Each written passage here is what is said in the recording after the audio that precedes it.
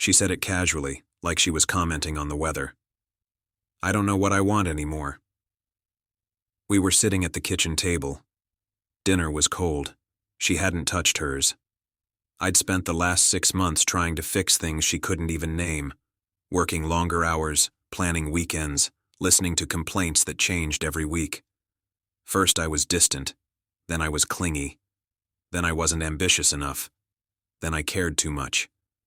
I looked at her and realized she wasn't confused. She was already gone. I just need space, she added, staring past me.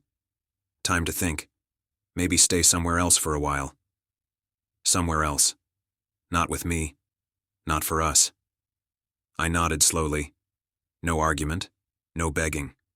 That surprised her. She expected tears or anger, something to justify the guilt already creeping into her eyes. Okay, I said. She blinked. Okay? I'll help you pack. She laughed nervously. You don't have to do that. I know, I said, standing up, but I want to. I went to the bedroom and pulled out the suitcase from the closet, the same one we'd used on vacations, the one with the broken wheel we always joked about fixing later. Funny how later never comes when you're busy pretending things are fine. She followed me, uneasy now.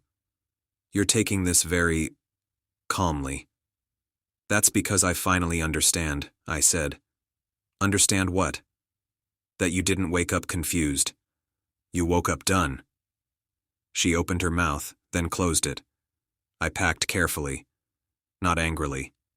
Not sloppily. I folded her clothes the way she liked, shirts stacked by color, jeans rolled, dresses laid flat. I packed the perfume she wore when she went out, with friends. The charger she always forgot. Even the sweater she stole from me years ago and never gave back. She sat on the bed, arms wrapped around herself. You don't have to rush me, she said softly. I'm not, I replied. I'm finishing. Halfway through, her phone buzzed. She grabbed it too fast, turned the screen away. That told me everything I needed to know. There was no mystery left to solve. Is it him? I asked. She froze. I didn't say there was a him, she whispered. You didn't have to. Silence filled the room. Thick, heavy, honest. I haven't done anything, she said finally. Not technically. I zipped the side pocket. Emotional cheating still counts. She stood up. This isn't fair. I looked at her. Really looked. Neither is keeping someone as a backup while you figure out if you want better. Tears welled up now. Real ones. I just don't want to hurt you. That ship sailed when you stopped choosing me, I said. I closed the suitcase and set it by the door. She stared at it like it was a verdict. You're just letting me go? She asked.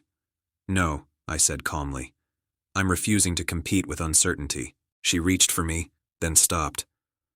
What if I realize I made a mistake? I met her eyes.